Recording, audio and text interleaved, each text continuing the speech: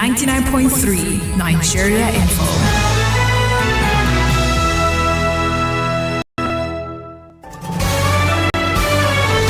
This is Morning Crossfire on 99.3 Nigeria Info. Welcome back. Let's talk about those who have been waving Russian flags in Kano and Kaduna. I don't know if you've seen any of them in Lagos. I certainly haven't seen it. But these are scenes reminiscent of what we saw in Niger just before General Chiani and his junta took power, toppling the former president, or the then incumbent president of Niger from the throne. And of course, those scenes reminiscent. We want to introduce our guests this morning as we discuss Russian influence in West African protest movements. Russian influence in West African protest movements. Of course, we've had protests in Mali. We know what it led to. We've had protests in Niger. We know what it led to. We're having protests in Nigeria. Our guest this morning is the Director General of the Heritage Center. He's a special advisor to former governor of Anambra State and former presidential candidate of Labour Party, His Excellency Peter Gregory B. on public affairs. He's an economist, he's an author, he's a historian, he's a public intellectual, he's a distinguished scholar, and like I said earlier, the DG of the Heritage Center, Abuja. Dr. Katch Ononuju, good morning to you, sir. Good to have you on the program.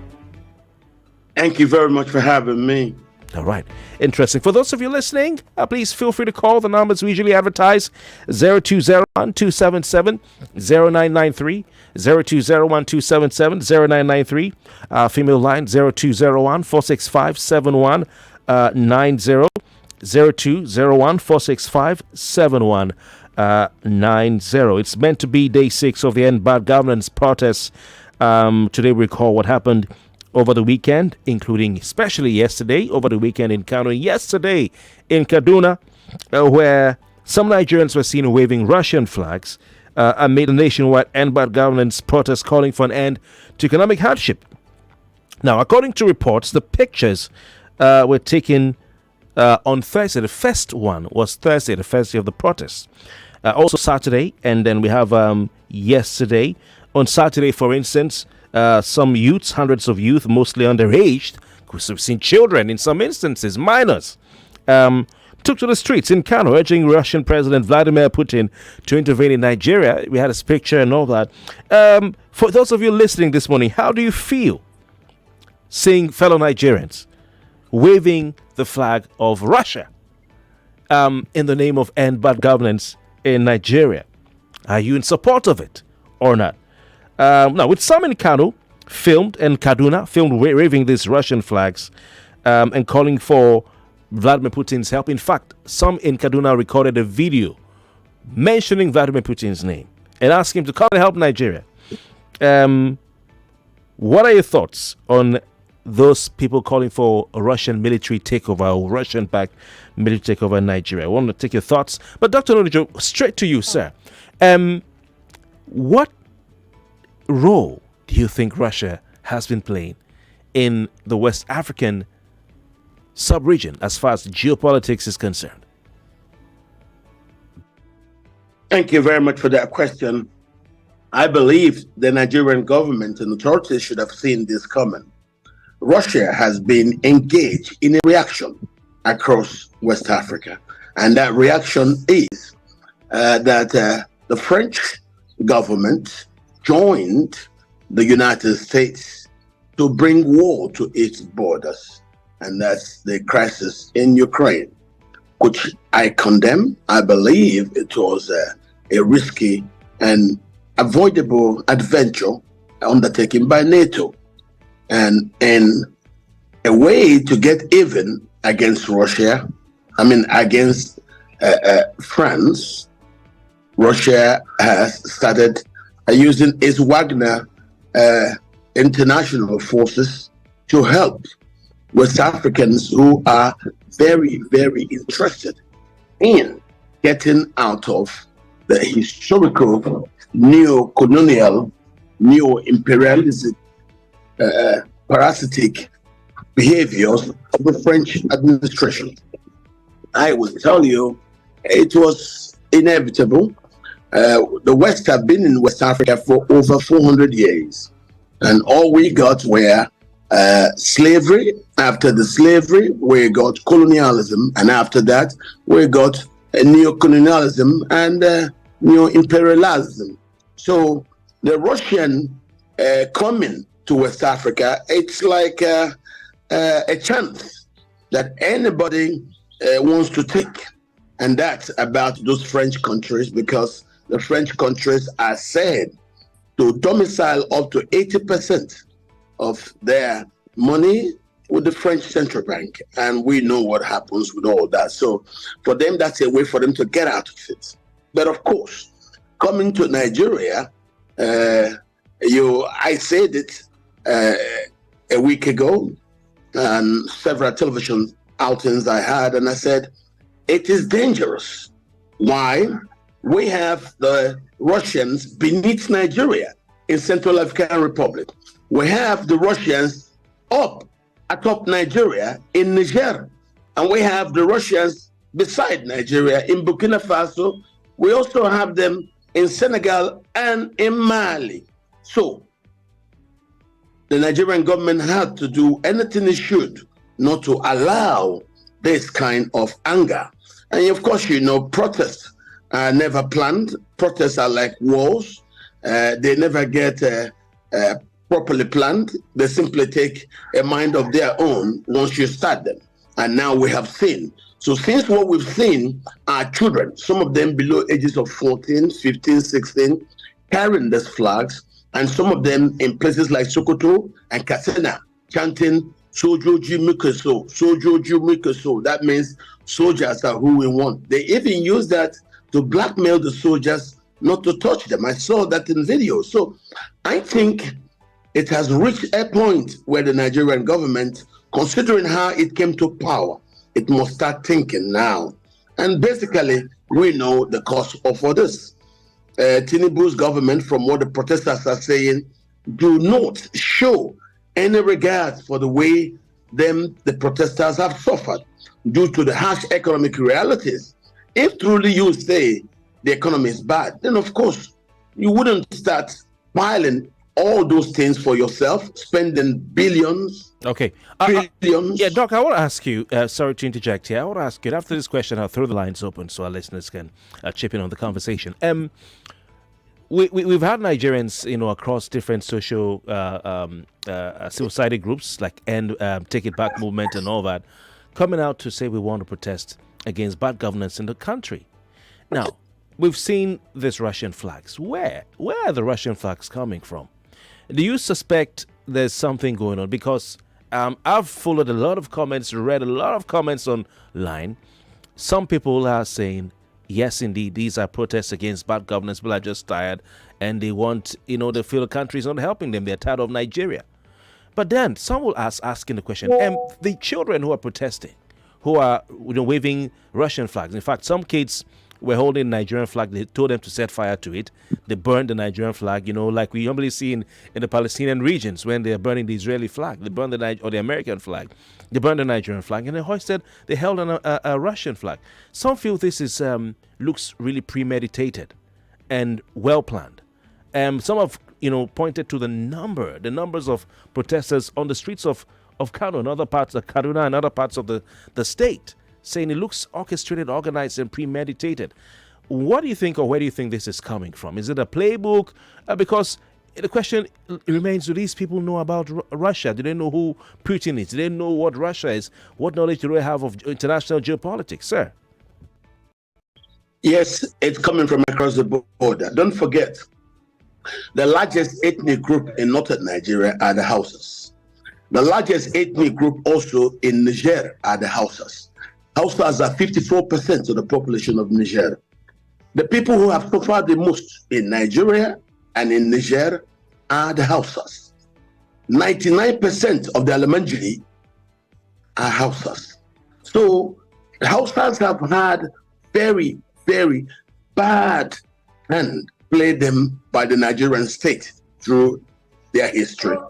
As I speak to you, Hausas are 54% of the population of Niger. Fulanese are 6%. The Kanuris are about 5.8%. the Shua are about 0.4%. Then the Buhari's people, the Tuareg, are about 11%. Now, the former president there, Bazoum, was also a Tuareg, just like Buhari. And Buhari also helped in bringing him to become president. So they waited when Buhari left power, they did that coup and removed Bazoum. So now that they have done that, the Russians have come to them. So what stops them from thinking they could also extend that advantage they've had in Niger also to Nigeria? And that's why you saw that. That's why principally you saw the Russian flags in Kano, Hausaland's largest city. So yes, you could call them premeditated. But of course, wherever a man gains advantage, his brothers will also think they can gain similar advantage from same source. And that's why you're seeing the Hausas who seem to have suffered the most. No one has suffered in Nigeria more than the Hausas. No one also have been so undermined by the Nigerian state than the Hausas. Never mind all the stories you hear. Hausa land has humanity's largest concentration of children without access to formal education in their land. And that means in our democracy, when you do not have access to education, plus the psychological understanding of the way the market works, you don't have the tools to compete in a democracy that is based on market competition. So the Hausas have actually been dealt a bad hand by the Nigerian state. Take that again in regards to the killings. The Fulani war across the Sahel has affected the Hausas the most. The Hausa states of Katsina, Zamfara, Sokoto, Hausas get killed in places like Basari, Lutima, Kankara, Damusa, and the places as far as Bungudu, even Dangobe, Dansadau, Malele, and all these killings. Ask yourself, the Hausas who have been prevented from going to their farms to plant and also going to the farms to harvest, what has the government done for them? Nothing. Buhari actually dealt the Hausas a very bad hand. Under the Buhari administration, the Hausas suffered the most. So when Tinubu came and they thought Tinubu will do something to ameliorate their suffering, ask yourself, how many of the Hausas who are living in IDP camps have been restored back to their villages? I don't think any has been. Instead, what Tinubu has done is to create a ministry of livestock for the Fulani. And most of these Fulani are Fulanis from the sub-region who come here and are seeking for land. A lot of the land being seized, as I'm talking to you now, are Hausa lands. So this is where the problem is. What has he done for the Hausas?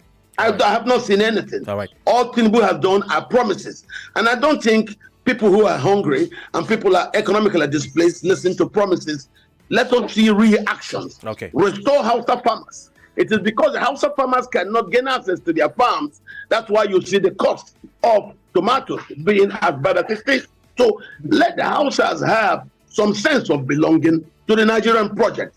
And you probably will be able to appeal to them and stop people from using them as the government will state that being used to stage these premeditated actions. All right. Why don't the government try to do something to win their sympathy? Because as I'm talking to you, they suffered under Buhari. Okay. Why don't Tinubu try to embrace them? Doc, we'll look at who the sponsors of these flags are, because of course the are Marjories who may not be able to afford a meal in a day, or those on the streets who may not have the money to go pay Ahmed, one of those tailors who was arrested by the DSS, to sew the Russian flags for them. He may not even know the color of the Russian flag or even how to spell Russia. So we want to know who are those behind it.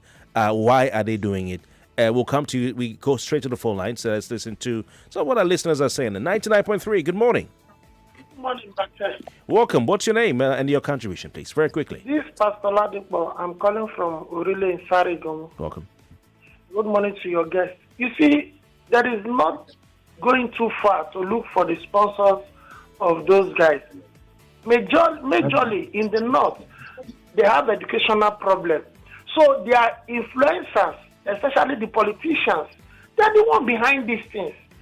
And they know that 99% of the children they are using to do this thing, they are grown almajiris who can't go back and trace their place. So my take this morning is this. For us to get those people, we have to quickly, as fast as possible, to begin to call the politicians to order.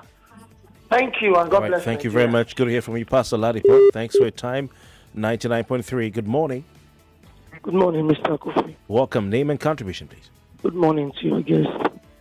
My question to your guest this morning, it's obvious that the government is tone deaf as the protesters are protesting and they don't want to do anything.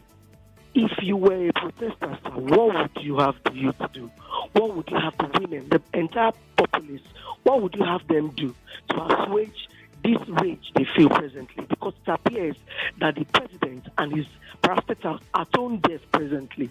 What would you have them do? That's my question. All right, she's asking if you're a protester, Dr. Ononuju, what would you have what would you do? Or what would you have the protesters do? Because she says the president is tone deaf to the demands of the protesters. I will tell you, what you're seeing is a product of President Tinubu and Buhari's strategies. These Hausa youth who are being used, Goodluck Jonathan built 169 schools in intentions towards reforming the Almanjiri institution. Don't forget, the Almanjiri institution in northern Nigeria is the same as the madrasa you have in Pakistan and in Afghanistan. Wow. Goodluck Jonathan built 169 schools to be able to reform the Almanjiri institution as a strategy to giving the Hausas mass education. When Tinubu and helped Buhari to power, what did Buhari do? Buhari destroyed those 169 schools and sacked those Hausas, never allowed them access to any education. That if they were in school, I don't think we would still have this. You might have children who are in school that nobody will use to do what you're seeing. But no, the APC didn't allow them to school. The schools were disbanded. And as I'm talking to you, ask yourself why were the schools disbanded?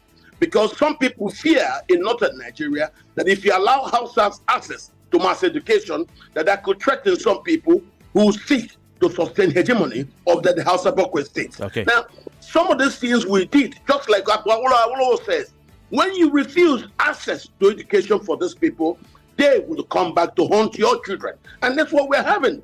If the APC, when they came to power in 2015, had continued with those 169 schools built by Goodluck Jonathan and allowed this 99% of Almanjiri who are Hausas to get into that school, that was the reason for the school feeding program. No, they chased away the children, and now politicians want to use them. What did they do? They just get the children where they, and they're using them to destabilize the state. So we are having a test of what we refuse to deal with. Okay, thank you, Doc. We have another call. Interesting.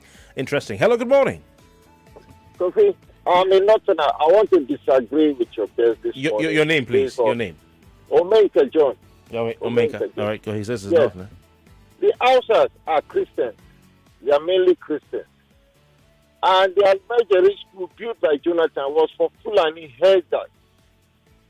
Please, let it correct that notion that the Hausas have been going to school all this while. So I'm from the north. I was giving birth to in the north. So I know everything about the north. So if you come and tell us that the schools... Hold on, no. You have to mind your language. Kofi, I'm just trying to... Yeah, I know. Don't say you shouldn't come and tell us, take it easy, bro. No, but what he's saying is Doc, what's your reaction? What's your response to that? He says he believes that the Almanjiri schools are for the Fulani. When we speak on public spaces like television and radio, we expose our knowledge or our ignorance. I don't know where that Mr. Omenka calls himself a Hausa, a Northerner. I don't know. I have lived in the North since 1972. I live in the North till this minute. And I'm a scholar and I know this issue. I actually worked on that particular project. And I know what I'm telling to you. 99% of Almanjiri population are Hausas. Hausas are mostly Muslims, and don't be deceived by anybody, please. All right. And this is what it is. The records are there. Yeah, Omenka John. In Borno are mainly Christians or Muslims. Let me answer that question. He's asking in Borno. In the Borno state, You have Marigi, most of them are Christians. You have Karikari. You have about 16, 13 local governments of the 27 are Kanuris. Kanuris are majority Muslims. So Borno is not Hausa land. Hausa land starts from Huntua. I would like to put And to from you that Huntua Borno to is as far as Hausa Agadez, land. that's Hausa land. Gentlemen, we'll come back after the break, Doc, and More news Omeka and John will be right information back. coming up. We'll be back in a moment.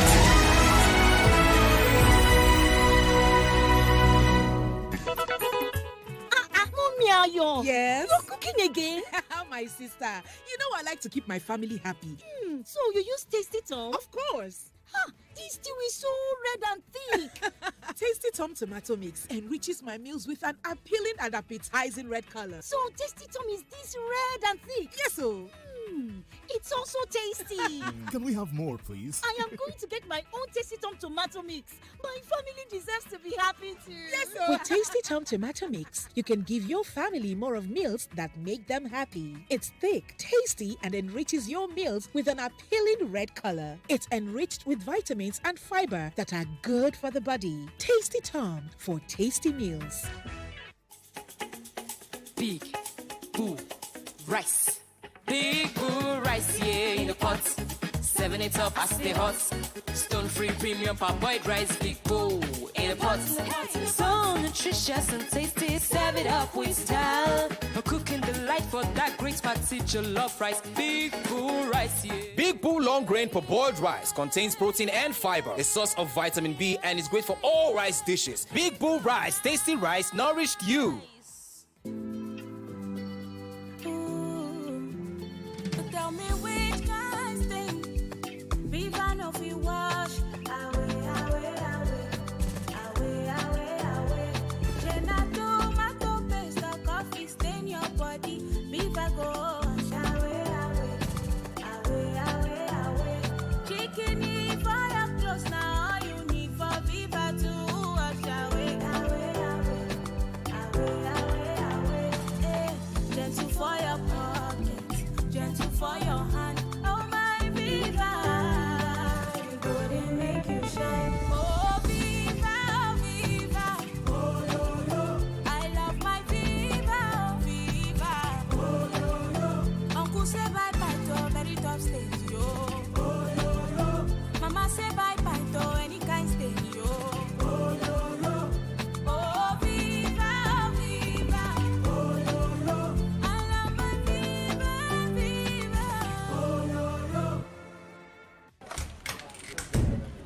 Ida of trading himself. James, hello. Susan, I beg. Say you the wine me. For where? You who no longer depend solely on your salary. So you people trade and don't carry us along in this office, Abby? Jerry, now you they talk like this? Who doesn't want an extra stream of income? But I'm still looking for better trading conditions, I beg. Fast execution of my trades and possibly an account where swap no go carry all my profits where I don't know. Guy, hfm.com. For me, I wouldn't mind better spreads at all, and it won't be a bad idea to be able to make withdrawals in a flash. All we want is transparency and great customer service. Guys, I said hfm.com. Which one is hfm.com again?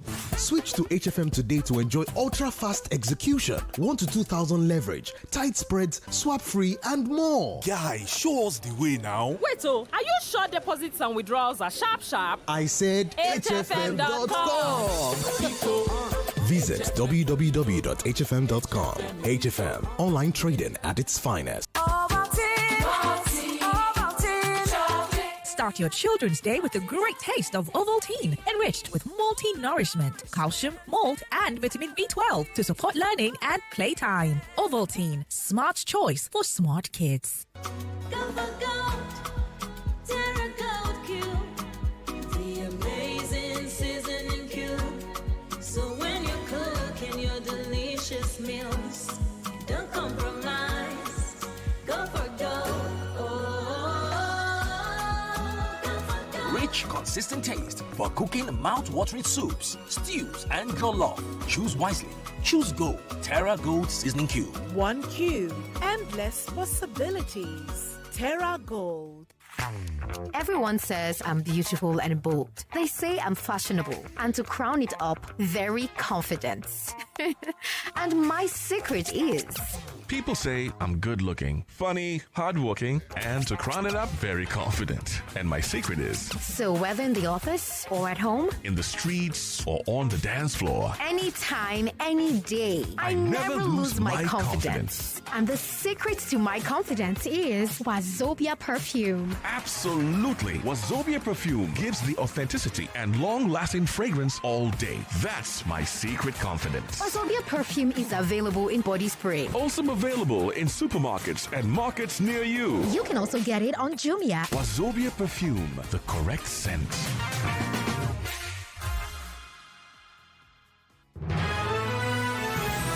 You are listening to your number one station for talk. Your number one station for talk. 99.3 Nigeria Info. Let's talk.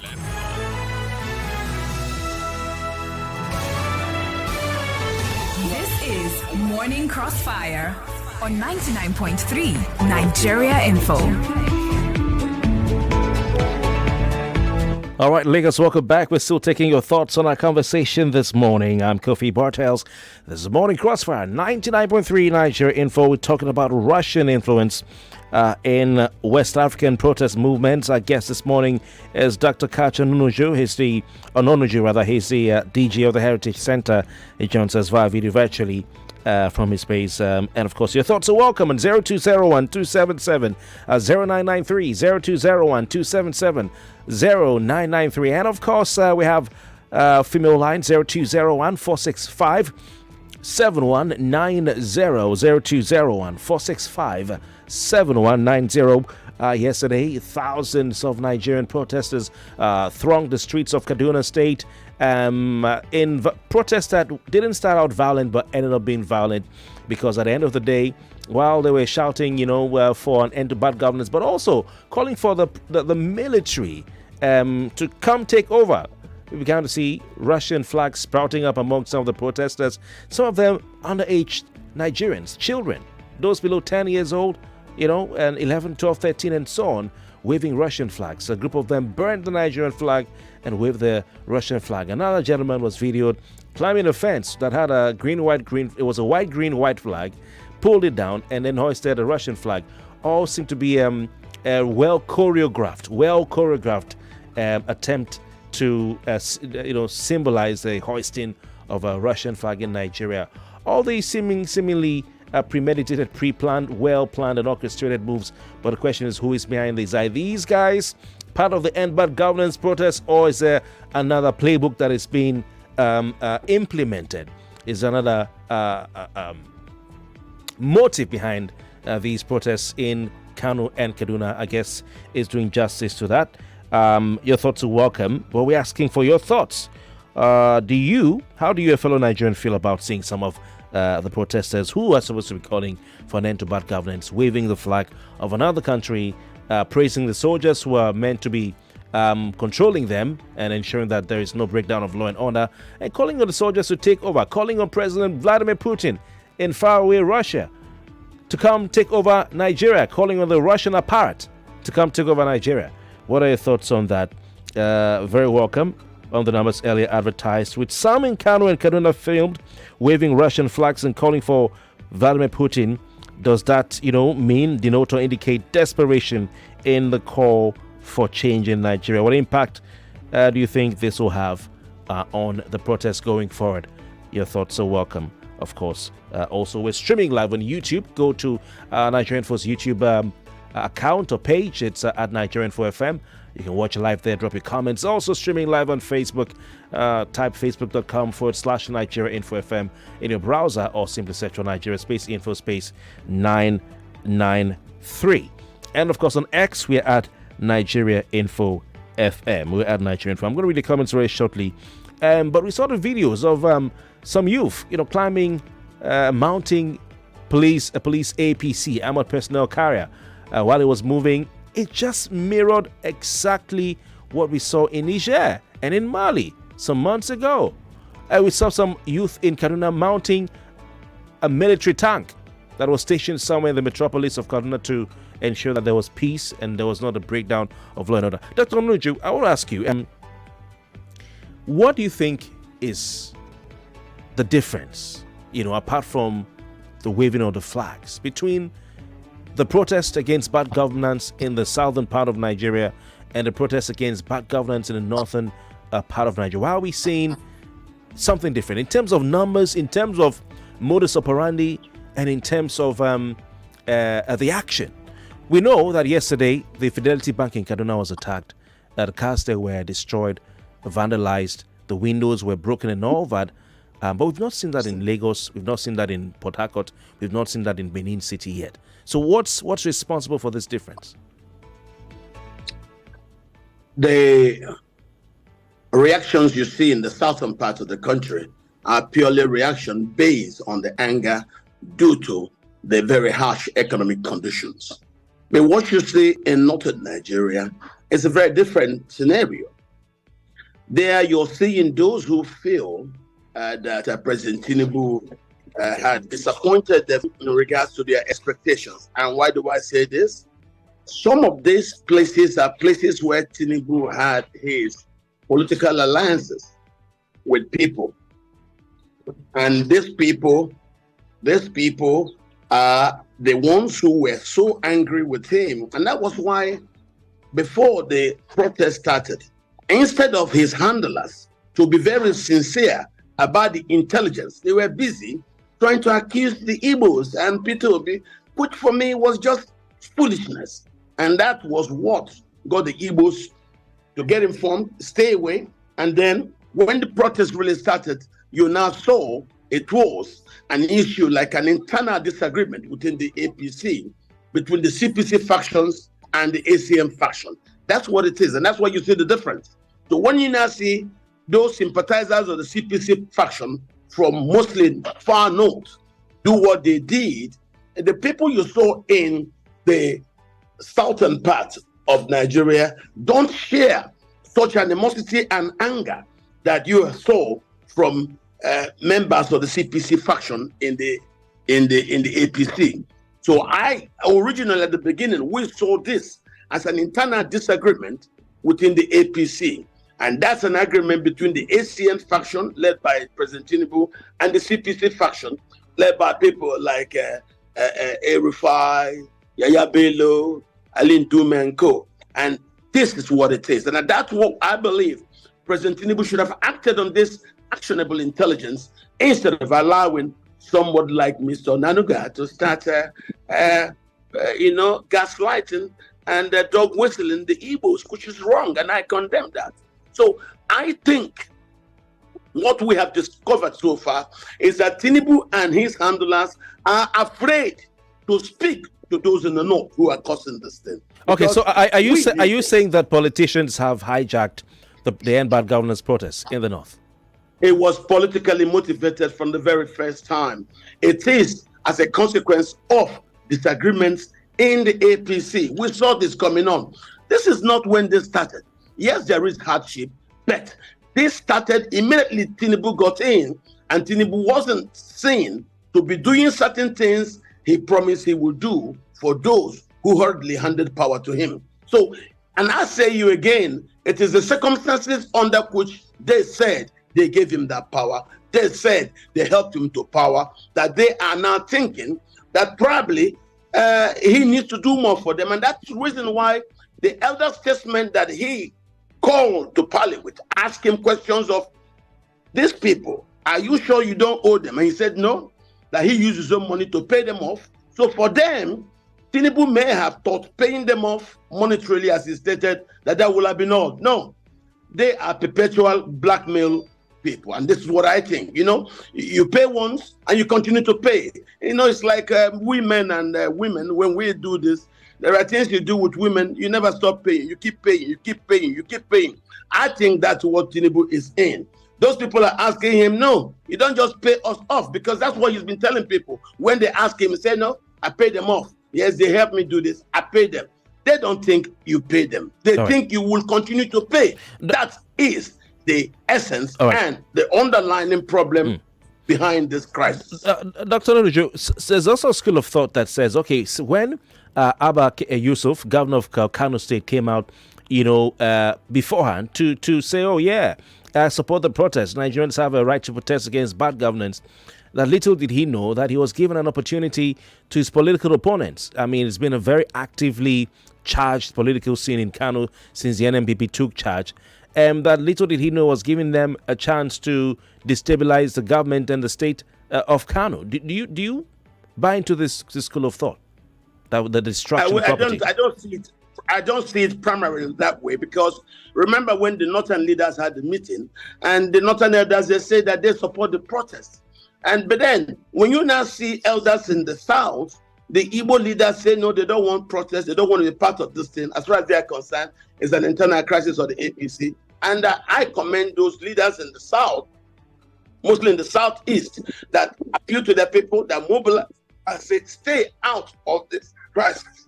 And for me, that's beautiful. But in the note, leaders say that they support the protest, they do this, they do that. On the undertone is, as I've told you, a lot is not going well. Look at the Kano you're talking about. Kano has unresolved crisis in regards to the emirship of Kano. So there are a lot of unresolved crises everywhere that could make somebody want to join into a bandwagon protest against the Tinubu administration. All right. The Russian government yesterday, Monday, August 5, said in a statement they released that it is a personal choice of Nigerian protesters to use a Russian flag. They don't have any hand in it. What is your reading of this? That is the truth. That is how it is. The Nigerian protesters hoisting Russian flag, it's a simple expression of their frustration with the system. And of course, who else is it that you know in the sub-region that has always come in when there are internal disagreements within political factions? It's Russia. Russia is in Burkina Faso. Russia is in Senegal, as I'm talking to you. Russia is in Mali. Russia is in Niger. Russia is in Central African Republic. So who told you people didn't expect that Nigeria could also be one of those places being targeted? So I will, if you ask me, appeal to President Tinubu to consider the circumstances and how he became president. Form immediately a government of national unity. Carry everybody along. This is Yoruba triumphalism. I think it's unsustainable. I don't see why. All right, Doc, we'll come back to that because I want to ask you that question again. I'll come back. But I want to find out, still staying with this, with the situation, do you feel or do you foresee the Wagner mercenaries turning their attention to try and influence or take advantage of this situation, especially looking at the high mineral resources in northern Nigeria? We're talking about things like gold and other resources used for the production of batteries for electrically powered vehicles and all that. Do you foresee Wagner being enticed to get involved in Nigeria? No. Wagner is the Russian international intervention force. It will not come into Nigeria unless there are elements in the army that try to contact them. And that's why I see what's going on as very, very dangerous. Wagner don't just go to countries. No, a country has to have internal divisions before people like Wagner tries to link up with the faction to do what they do. But I believe we don't need Russia. I think we do not need Wagner. I think we can resolve our issues internally on our own. And that's why I'm saying I would love to advise President Tinubu to right now set purpose towards forming a government of national unity. This idea of I will continue from where Buhari stopped and then you now continue nepotism, that is totally unsustainable and that is wrong, and I condemn it. Tinubu should start forming a government of national unity considering the conditions under which he became president. All right, interesting. Yesterday, the president met with the service chiefs. I also saw the Inspector General of Police there. And when they came out, the chief of defense staff said that waving foreign flags on Nigerian soil is a treasonable act. And we know the DSS, they've started going after some of the persons they identified as waving those Russian flags. Ahmed the tailor and his colleagues in Kano have also been arrested to try and provide assists the DSS with information on those who paid them to sew those flags. What are your thoughts on yesterday's meeting between the service chiefs and the president and what they said at the end of the meeting? The meeting is a start, but I think the president should start trying to reach out to Nigerians. The service chiefs won't help, because at the end of the day, if you arrest a tailor, all you have done is you've made those items that for Kujisu tailors that were arrested hot items. The cost of making them will go higher. Instead of the tailors now being outside to sew those things, they will move into private rooms to continue to sew those things. What he needs to do, reach out to the organizers, reach out to those who are angry. Don't allow your aides to waste their time talking to Igbos that are not there in the protest. Talk to the Northerners who are angry about what's going on in the country. Don't ignore them. When you ignore them and you start talking to Igbos, trying to blame Igbos, that gets the people angry. It's like a woman who's complaining to you and you're busy complaining about Manchester United have not scored a goal. She will go and break the television because you're trying to ignore her. So those are the things. And I don't think the things that Tinubu said on his broadcast met the conditions that people were looking to. Let us see true reforms. Let us see an inclusive government. Don't think that what works for Buhari will work for Tinubu. That is not true. Tinubu should embrace Nigeria right now. Tinubu should now compose a government that is inclusive of all the diverse people of the Nigerian state. All right. This idea of nepotism, which Buhari's used, and you think you can continue it, will undermine things. Okay. If Tinubu is smart, let him talk to the Igbos. Let him deal with them. They are available to be worked with. But no, Tinubu is making all his appointments from just one section of the country. Why won't people get all angry? Okay. Let him start to be president of Nigeria. Doc, interesting. There's another school of thought. I'm going to be throwing this at you from time to time that says General Chani is determined to pay Bola Tinubu back in his own coin of sorts. We know the history between the two. Of course, when as chairman of ECOWAS, he attempted to send an intervention force into Niger following the ouster of Bazoum. Some people feel this is Chani paying Tinubu back in his own coin. Of course, the borders are porous. We have citizens of both countries moving to and fro. What you simply need to understand is in the whole of West Africa, the country with the largest population as a consequence of percentage of the full population in this West Africa that are Hausas is Niger. 54% of the population of Niger Republic are Hausas. So if the Hausas in Niger think that by dealing with Russians, they have gotten some advantage, Tinubu needs to engage them, not to have a frosty relationship with whoever is in Niger, or they will use Niger to undermine his government. All right. And this is why I'm saying he should move now to constitute a government of national unity that will carry along all the diverse people of the Nigerian state. All right, interesting. We have a caller on the line. Hello, good morning. Yeah, you've called before. Yeah, what's your name? Okay, you're on Pastor Ladipo Sam Sila. Welcome. First of all, one my message to Nigerians that we should tread carefully. There's anger in the land, and we all need to call government to come to our rescue to look in direction. But at the same time, Donald Trump called some people to come and invade White House. Some of them are still in prison right now, and Donald Trump is outside just to struggle to become a president. We should not allow ourselves to be used by any politician. Let us take care, do what we are doing. You can see politicians, they are on rampage now, but they're selfish interest. So to allow them to be used by all these politicians. And I'm not surprised, your case is a test to subpoena, but at the same time, maybe this is not gun and everything. Thank you very much. You talk about him. Your time is up. When Samajiri come out Thank you. and produce this when Buhari is there. Thank you. I don't know education at that time. Food for thought. All right. He's saying, why didn't the Amajuris come out when Jonathan or when the Buhari was in power? Were they educated at that time? All right. We have a next listener. 99.3. Good morning.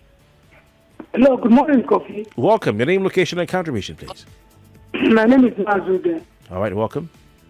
Please, I want Mr. President to understand what is true. I love that man there.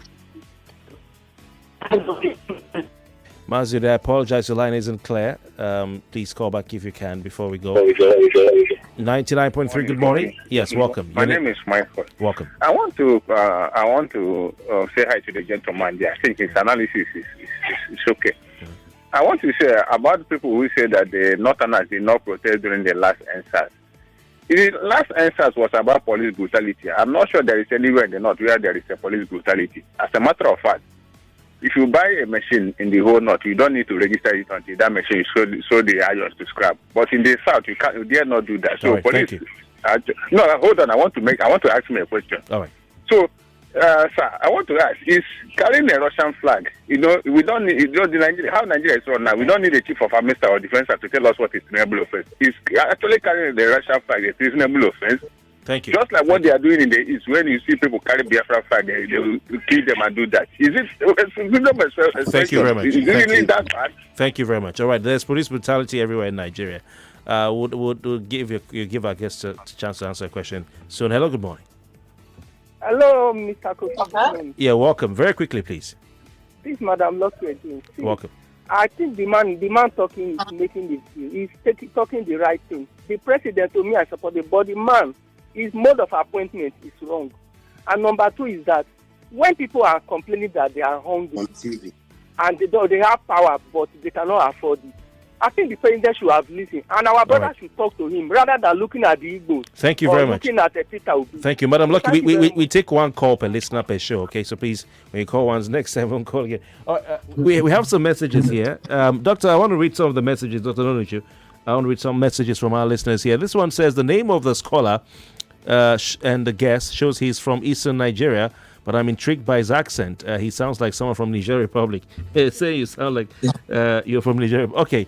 This one says, I totally condemn. That's a Bilade Ambo. Muye Shone says, I totally condemn the act of raising Russian flags in a sovereign country like ours. I reside in Kaduna. A majority of the protesters are ignorant of the actions and are being used to commit such treasonable offense. Says government should try and create an enabling environment for farmers to by working on the security situation for them to go back to the farm. And I don't mind this devil's workshop. Okay, Tanko Sambo says Omenka John cannot be Hausa but Igbo. Please be real. Okay. Ifeanyi Mike says Hausa Muslims only have 5 states in the north. The rest of the states are Hausa Christian indigenous people of the land. I am born and brought up in the north and also schooled there. My mom is also from the north. Thank you very much for your messages. I want to go to X very quickly. Let me see. What do we have here on our X? My. Okay, I can't see the posts yet. All right, let's go to WhatsApp before I go. Oh, man. Just give me a second so we can check those. Get this. All right, yeah, here we have it. This one says, good morning, Kofi, and good morning to your guests. I'm Hopewell from Ikeja. Please let me say something on his advice to President Tinubu to build a government of national unity. I totally agree with him, but I dare say that the challenge is that Tinubu does not have the wherewithal. He's old and frail, and he's ruling the country by proxy. No stamina, no ability for proactiveness. Okay. The other one says, Tony from Iowa says, this is the best morning crossfire I've ever listened to. Thank you very much for your time. This one says, okay. Okay. Anyway, someone sent me, says, facts and figures. Hi, your guest in the studio is 100% correct. In terms of Nigeria's major ethnic groups, the Hausa ethnic group, predominant in the north, was found to be 95% Muslim and 5% Christian. Yoruba tribe, predominant in the west, 55% Muslim, 35% Christian, 10% adherence to other religions, while Igbo predominant in the east and Ijaw with 98%. Okay, Christians, well, that's something that it can be debated, but we'll debate it another day. Thank you very much for your time. Okay, this is sent in by Ayo. He says Russia may want to make incursions to Africa. Most of these children don't understand what is happening. Is that not the army's flag? No, there was an army flag, red and black. That was different from the Russian flag. Some of these APC are... Okay, that's... I'm just leave it because I have time. Thank you very much. Dr. Ononuju, just in about 30 seconds, just a few words again on that government of national unity. What form will it take? It is the only way to save Tinubu on a long term. Yeah, what form? What form will it take? What form? It will simply be Tinubu swallowing his pride and forgetting that yes, he used money to buy the presidency, as he confessed to the statesman. Form a government of national unity, considering that he became president without majority vote. That is what it is. Now that these people who say that they sold him the presidency are now coming on him, the way he can neutralize them, bring in the diverse people, diverse ethnicities of Nigeria into a government of national unity. All right. The idea of just using only Yorubas, and then insisting that he will continue where Buhari stopped. That means wearing the cloak of nepotism is not sustainable. It will not work. It will bring more trouble. Dr. Katch Ononuju, DG, the Heritage Center, Abuja, thank you for your time this morning, sir. Thank you very much for having me. Yes. You're cooking again? My sister. You know I like to keep my family happy. So you use Tasty Tom? Of course. This stew is so red and thick. Tasty Tom tomato mix enriches my meals with an appealing and appetizing red color. So Tasty Tom is this red and thick? Yes, so. It's also tasty. Can we have more, please? I am going to get my own Tasty Tom tomato mix. My family deserves to be happy too. Yes, sir. With Tasty Tom tomato mix, you can give your family more of meals that make them happy. It's thick, tasty, and 99.3 Nigeria Info. We are more than just radio. Subscribe to our YouTube channel at Nigeria Info FM. Check us out on Facebook at Nigeria Info 99.3. Follow us on Twitter at Nigeria Info FM and on Instagram at Nigeria Info FM Lagos for live updates as it happens. 99.3 Nigeria Info. Let's talk.